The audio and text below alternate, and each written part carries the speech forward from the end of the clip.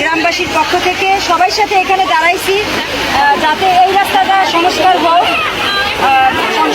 মাননীয় সদস্যের কাছে দৃষ্টি আকর্ষণ করছি, আমার কচিকাচা স্কুলের ছোট বাচ্চারা স্কুলে যাইতে পারে না। ওরা প্রায় জিজ্ঞেস করি বর্ষার দিনে তো ওরা স্কুলে আসতে খুবই অসুবিধা হয়, ওদের জামা কাপড় ভিজে যায়, ওরা কাদায় একেবারে মাথায় যায়, এই জন্য ওরা স্কুলে আসতে পারে না।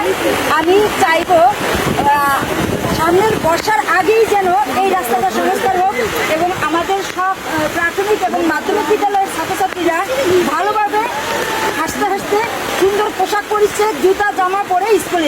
মাধ্যমিক বিদ্যালয় প্রাইমারি স্কুলের যাওয়ার এই অঞ্চল থেকে একমাত্র রাস্তা এই রাস্তাটি, কিন্তু দুঃখের বিষয় আজকের দীর্ঘদিন পর্যন্ত আমাদের এই রাস্তাটি অবহেলিত। আমরা প্রায় শুনতে পাই আমাদের বাচ্চা যখন এই স্কুলে আসে প্রায় দুর্ঘটনার শিকার হয়। আরো অত্যন্ত বড় হৃদয়ক্রান্তে বলা যায়, আমার বোন কখনো যদি কোনো বোন সে প্রসব বেদনায় অসুস্থ হয়ে পড়ে, তাকে যদি আমাদের বরিশাল সদর উপজেলায় কোনো মেডিকেলে নেওয়া লাগে, তা আমার মনে হয় বরিশাল নেওয়া যাবে না। সে এই রাস্তার কারণেই তার সন্তান প্রসব এই রাস্তাই করবে। এতটাই খারাপ, এতটাই জঘন্য আমাদের রাস্তার অবস্থা। তাই আমি আজকের সরকারের কাছে আমাদের এই অঞ্চলের সংসদ সদস্য জনপ্রিয় নেতা অ্যাডভোকেট মজিবুর রহমান সারল সহ উচ্চ কর্তৃপক্ষের নিকট দৃষ্টি আকর্ষণ করব, আর না হলে আমাদের এই কচি কচি বাচ্চার সৌজন্যে সকলের সুবিধার্থে আমাদের এই রাস্তা পাকা করা হয়, সেই জন্য আমি সকলের কাছে দৃষ্টি আকর্ষণ করব।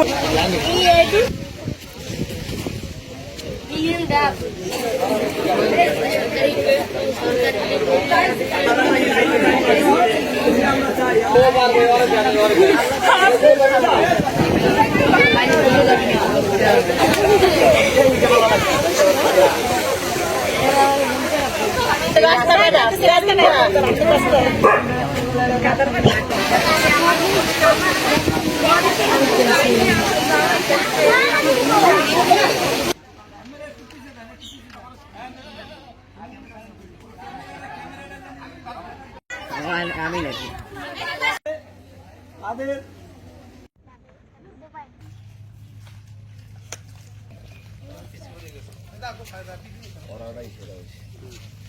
ধোবাঘাটি মাধ্যমিক বিদ্যালয় প্রাথমিক বিদ্যালয়ের যাওয়ার একমাত্র রাস্তা এই রাস্তাটি, কিন্তু স্বাধীনতার এই 54 বছরে এই রাস্তায় এখনো একটি পর্যন্ত সরকারের মাধ্যম থেকে কোনো একটি ইটের ব্যবস্থা করেনি।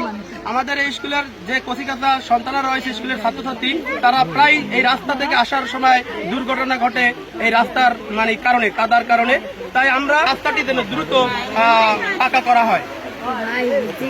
যে রাস্তা আমরা দাঁড়িয়ে আছি, এই রাস্তাটি আমাদের এই ধোবাকাঠি এলাকার অনেক গুরুত্বপূর্ণ রাস্তা।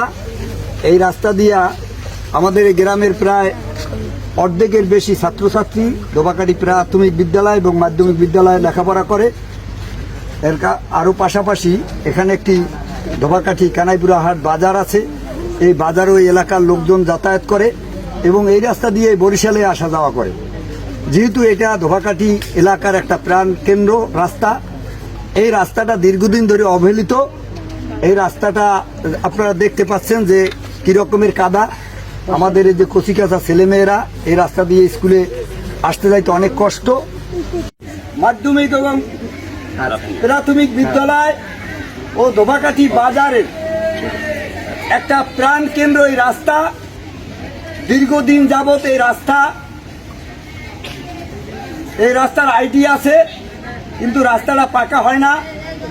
আমাদের কচিকাচা ছেলেমেয়েরা এই রাস্তা দিয়া লেখাপড়া করার জন্য যে স্কুলে আসতে অনেক কষ্ট হয়।